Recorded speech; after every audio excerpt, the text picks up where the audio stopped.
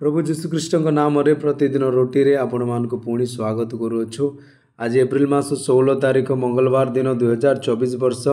आज ध्यान हेउछि शेषरे जेपरि से तुमको नम्र करिवे एवं शेषरे तुमको भल करिबा पाई से तुमको परीक्षा करिवे। द्वितीय विवरण 8:16 पद।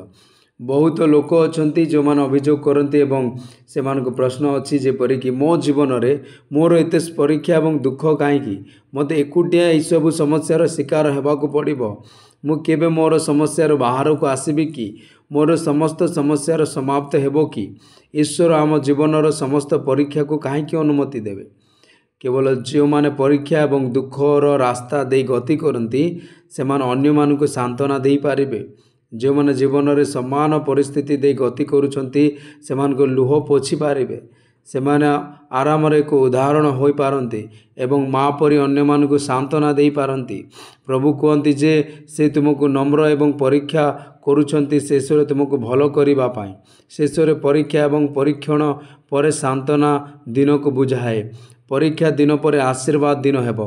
प्रभु कहती मोर मनोनीत व्यक्ति माने से मानकर हाथर कार्य उपभोग करिवे। जिसा 65:22 पद। प्रभु आपण जीवन में दुख को अनुमति देउछंती जहाँ द्वारा आपण आशीर्वाद आधार एवं अन्य मानक सांत्वना उत्स होई पारिबे। दाऊदंकर छोट दिन रे समस्त परीक्षा एवं दुख विषय चिंता कर। साउल तांको प्रतिदिन खोजुतिले किंतु ईश्वर तांको हस्ତରେ समर्पण कले नाही। प्रथम सामुएल 23:14 पद। साउल दाऊद को खोजिबा को हत्या करने को चेष्टा कले जेहेतु जड़े पर्वत एक प्राट्रिज शिकार कला। सही दिन दाऊद को गुंफा और पर्वत मानक लुचाइबा को पड़िला। से मृत्यु ठार मात्र 1 फुट दूर रे थिले किंतु दिने से समस्त परीक्षा समाप्त है। दाऊद समग्र इस्राएल राजा भाव राजत्व कले। शास्त्र कहे तेणु से भल वृद्धावस्थार दिन धन एवं सम्मान रे परिपूर्ण। प्रथम वंशावली 29:28 पद। प्रभु जी दाऊद को उन्नत करिसेंती से मध्य तुमर समस्त परीक्षा एवं परीक्षा को दूरेई देवे एवं तुमको उन्नत करिवे। ए समस्त दुख केवल अल्प समय पाई। प्रथम पितर 1:6 पद। केवल गोटे दिन प्रभु तुमर समस्त दुख परीक्षा एवं कष्ट दूर करिवे। शेषरे तुमको उन्नत करिबा पाई तुमे वर्तमान परीक्षा करथिबा प्रभु को प्रशंसा करिवो कि ख्रीष्टों सहित 1000 वर्ष शासन करिवार अर्थ आमे मध्य शेष दिन शब्दर व्याख्या करि पारिबा जेहेतु ताहा मध्य शेष हेबो।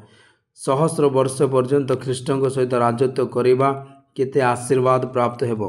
प्रकाशित वाक्य 20:4-6 पद। पुरातन नियम एवं नूतन नियम समस्त साधु माने से सहस्र वर्ष को उत्साह सहित अपेक्षा करिवे। आम समस्त आशा सहित अपेक्षा करिबा कि शेषरे शब्दर आउ एक अर्थ अच्छी जहाँ अनंतता जहाँ आम ख्रीष्टों सहित स्वर्ग रे बिताइबा। ईश्वर संतानगण प्रभु उद्देश्य आपण जो सबू परीक्षा एवं दुख दे जाती ताहा शेष आपण गौरव रे परिणत हेबो। अधिक ध्यान करिबा पाई गीत संहिता 90:15 पद। जो दिन तुमे आमको दुख देइछ सही वर्ष अनुसार आमे माने आनंदित हो जो वर्ष आमे माने मंद देखिछु। प्रभु वाक्य रे आपण समस्त को आशीर्वाद करंतु। आमेन।